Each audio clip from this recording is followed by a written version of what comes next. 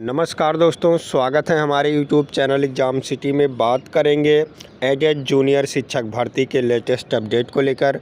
तो इससे पहले अभी तक हमारे यूट्यूब चैनल एग्ज़ाम सिटी को आप लोग सब्सक्राइब नहीं किए हैं तो प्लीज़ सब्सक्राइब कर लीजिए, साथ में बेल आइकन प्रेस कर लीजिए ताकि लेटेस्ट वीडियो के नोटिफिकेशन आप सबको मिलते रहें। दोस्तों, जूनियर शिक्षक भर्ती का विज्ञापन आ चुका है। 1894 पदों पर भर्ती हो रही है। तो ऐसे कम समय में क्या पढ़ें, कैसे पढ़ें, कौन सी किताबें पढ़ने से पूरा सिलेबस कवर हो जाएगा, कौन सा विषय स्कोरिंग होने वाला है, विषय की संपूर्ण जानकारी जान लीजिए। और कैसे पढ़ें कि 125 नंबर के पार हो जाए आपका और एक सीट आपकी पक्का हो जाए। तो इन सारे डिटेल को इस वीडियो के माध्यम से बताने वाले हैं। इससे पहले वीडियो को लाइक और शेयर करना ना भूलें। तो दोस्तों, आइए वीडियो शुरू करते हैं। जैसा कि दोस्तों आप सबको पता है कि 1894 पदों पर जूनियर शिक्षक भर्ती निकल चुकी है और लगभग एक सप्ताह हो चुका है और 1.25 लाख से ज़्यादा फॉर्म फिलअप कर चुके हैं। पहले वही देख लेते हैं कि कितने लोग फॉर्म फिलअप कर चुके हैं। तो यहाँ आप देखें, एडेड जूनियर शिक्षक भर्ती एक सप्ताह में 1.25 लाख से अधिक पंजीकरण और 69,000 से अधिक आवेदन। आप यहाँ देखें, 69,000 से अधिक आवेदन एडेड जूनियर हाई स्कूल शिक्षक भर्ती के लिए 17 तक करेंगे ऑनलाइन। प्रयागराज यहाँ देख सकते हैं, प्रदेश के 3049 अशासकीय सहायता प्राप्त एडेड जूनियर हाई स्कूलों में शिक्षक भर्ती के लिए ऑनलाइन आवेदन चल रही है। महज एक सप्ताह में बुधवार शाम 6 बजे तक करीब 1,27,000 से अधिक पंजीकरण कराया है और 69,000 से अधिक अभ्यर्थियों ने अंतिम रूप से आवेदन किया है। प्रधानाध्यापक के 390 व सहायक अध्यापक के 1504 सहित 1894 पदों पर लिखित परीक्षा 18 अप्रैल को एक साथ कराई जाएगी। अभ्यर्थी 17 मार्च तक आवेदन कर सकते हैं।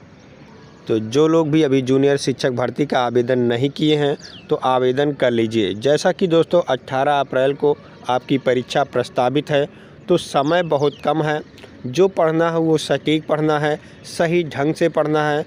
तो उस कम समय में कैसे पढ़ा जाए, कौन सी किताबें पढ़ने से पूरा सिलेबस कवर हो जाएगा, कौन सा विषय स्कोरिंग है और कैसे पढ़ें कि 125 के पार आए। क्योंकि दोस्तों जिनका गुणांक कम है उनका 125 से अधिक आएगा तभी आपका सिलेक्शन हो पाएगा। क्योंकि 69,000 शिक्षक भर्ती में आप लोगों ने देखा होगा कि कट ऑफ जनरल का जो गया था 67.10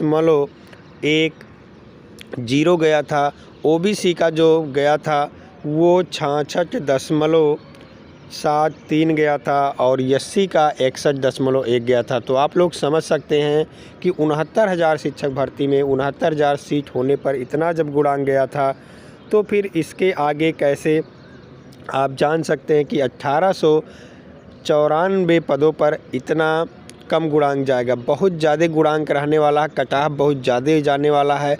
तो आप लोग की तैयारी भी बहुत अच्छी होनी चाहिए। तो कौन सा विषय स्कोरिंग होगा और इतने कम समय में कौन सी किताबें पढ़ें, सबसे पहले आप देख लेते हैं कि सिलेबस क्या है, फिर स्टेप बाय स्टेप आप सबको समझाते हैं। तो दोस्तों सबसे पहले आप सबके सामने ये सिलेबस आ जाता है।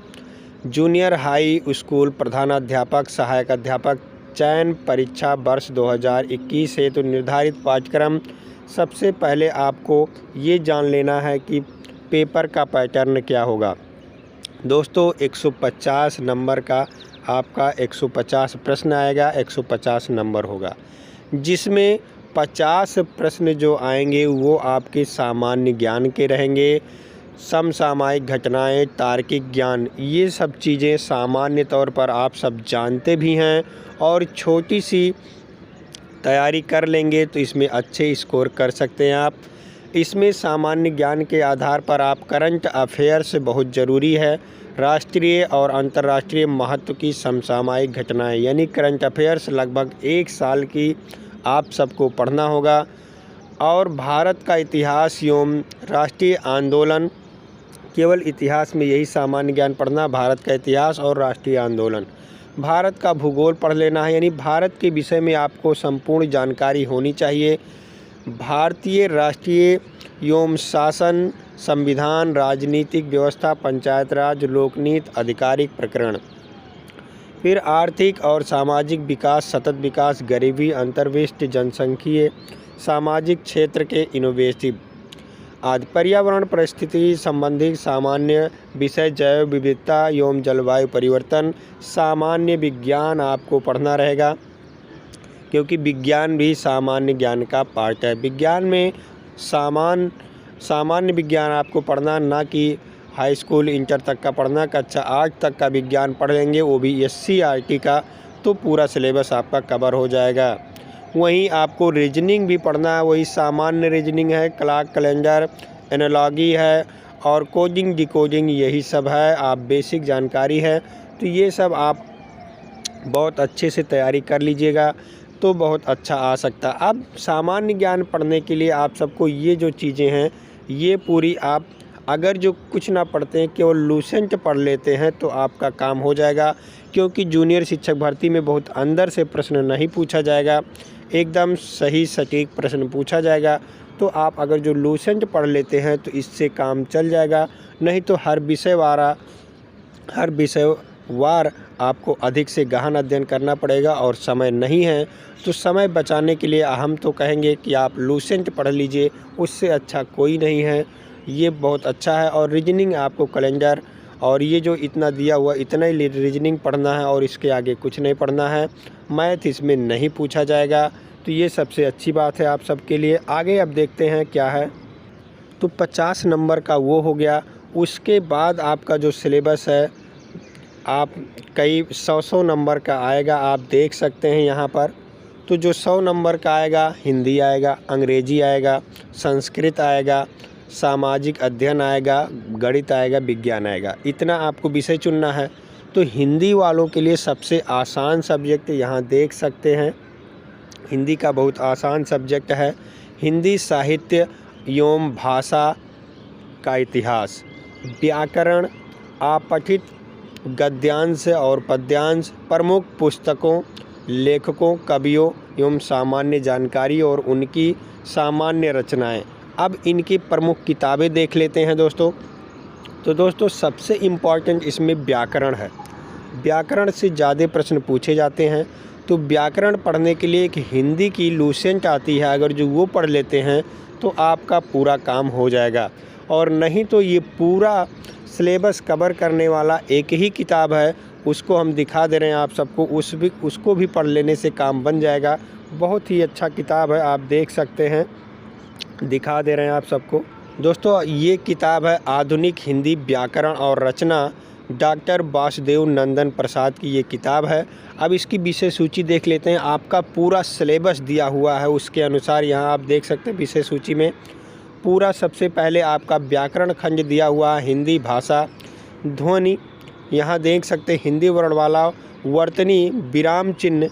उसके बाद अगले पेज में आएंगे संज्ञा, सर्वनाम, विशेषण, क्रिया, अव्यय, शब्द रचना, समास, देख सकते हैं आप सब।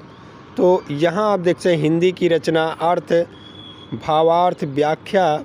आगे देखें तो आपका ये आ जाता है आशय, लेखन, अपठित गद्यांश, प्रश्नोत्तर, अनुच्छेद लेखन, कहानी लेखन, संवाद लेखन, संप्रेषण, रस, छंद, अलंकार। तो फिर बचा क्या दोस्तों, सब कुछ पूरा सिलेबस कवर कर दिया गया, यहाँ देख सकते हैं। तो एक ही किताब में आपका पूरा सिलेबस कवर जब हो गया है तो फिर अन्य किताबों की आवश्यकता ही क्या है।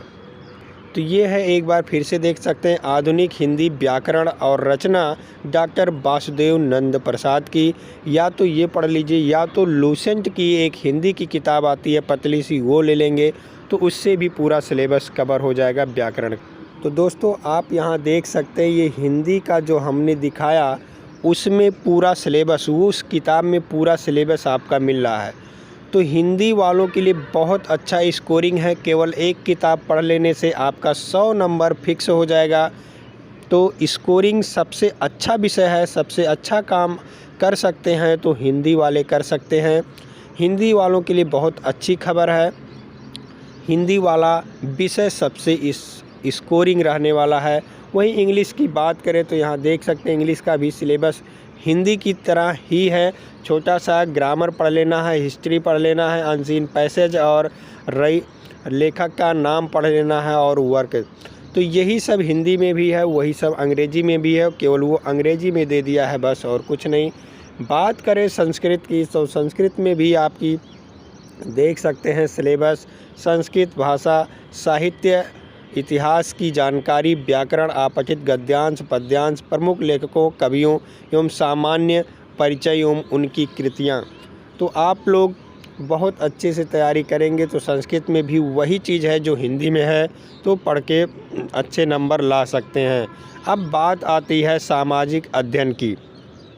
यदि आप इन तीनों विषयों में कुछ नहीं लिए हैं, अगर जो स्नातक आपका नहीं है तो आपको सामान्य अध्ययन लेना पड़ेगा। अगर जो बीए किए हैं तो इतिहास जानने के स्रोत, प्राचीन काल, आप देख सकते हैं संस्कृत ताम, यानी पूरा इतिहास आप सबको पढ़ना पड़ेगा। यहाँ देख सकते हैं 6वीं शताब्दी ईसा पूर्व भारत के प्रारंभिक राज्य, भारत के मौर्य साम्राज्य की स्थापना, मौर्योत्तरकालीन भारत, गुप्तकालीन भारत, राजपूतकालीन भारत, पुष्यभूत वंश, दक्षिण भारत के राज्य, 6वीं शताब्दी का धार्मिक और सामाजिक विकास। आपको इतना पढ़ लेना है। उसके बाद भी आपको पढ़ना पड़ेगा दोस्तों इतिहास, बहुत बड़ा सिलेबस है।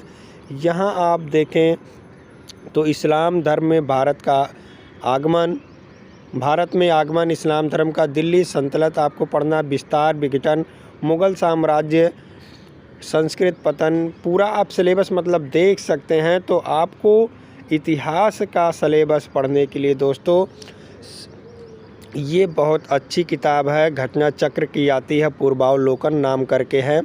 वो इतिहास का अलग से, भूगोल का अलग से, अर्थशास्त्र का अलग से, सब कुछ अलग से पतली पतली पत्रिका जैसी किताब होती है। अगर जो वो सब आप पढ़ लेते हैं तो इतिहास में अच्छे स्कोर कर सकते हैं। अब बात आती है गणित की, तो प्राकृतिक संख्याएं, पूर्ण संख्याएं, परिमेय संख्याएं, पूर्णांक, प्राप्तांक, लघुत्तम समावर्तक, महत्तम समावर्तक, घनमूल, वर्गमूल, सर्वसमीकाएँ, बीजगणित आधारित चर संख्याएँ, तो ये सब जोड़, घटाना, गुणा, भाग, बीजिए, ये भी बहुत ही अच्छा है, कोई कठिन काम नहीं है। आप लोग यूपी टेट दे चुके हैं तो ये सब जान चुके हैं। युगपत समीकरण, वर्ग समीकरण, रेखीय समीकरण, ये सब किताब है दोस्तों। मैथ का पार्ट आप हाई स्कूल स्तर तक का पढ़ना पड़ेगा।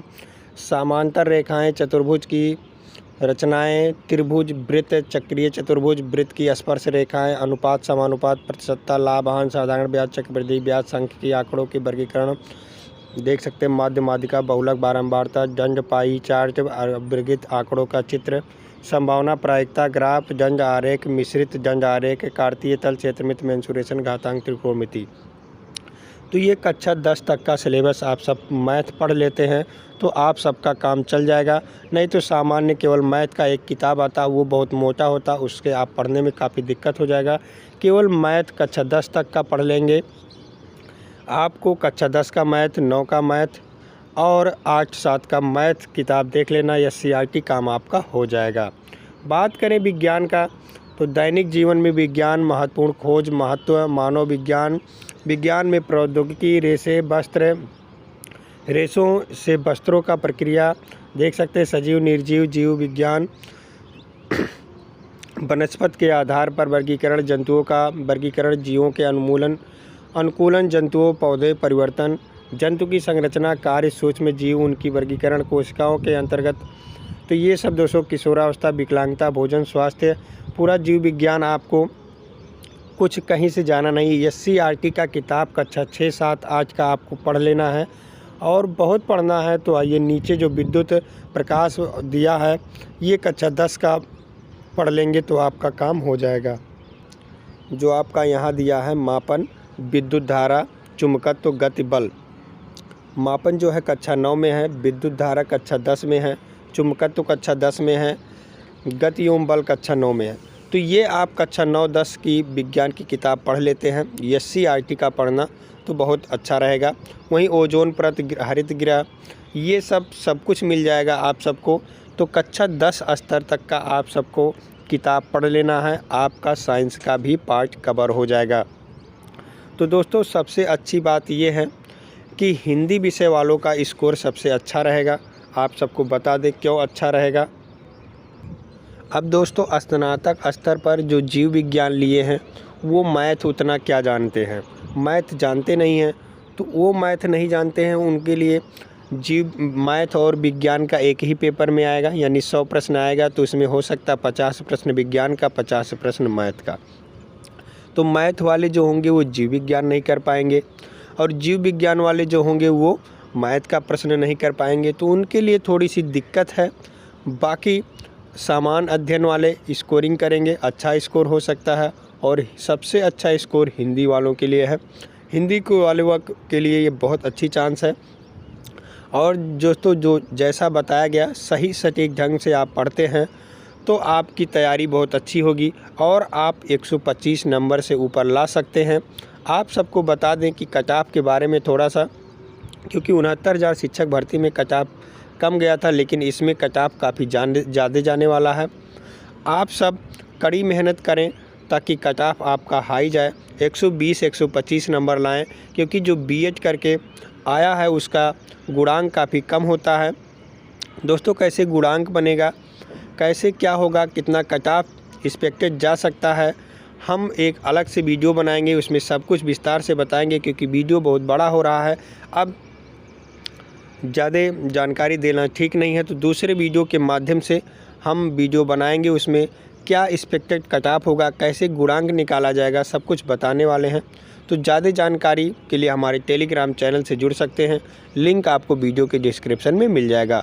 और इससे पहले अभी तक हमारे यूट्यूब चैनल एग्जाम सिटी को सब्सक्राइब नहीं किए हैं तो प्लीज़ सब्सक्राइब कर लीजिए, साथ में बेल आइकन प्रेस कर लीजिए ताकि लेटेस्ट वीडियो के नोटिफिकेशन आप सबको मिलते रहें।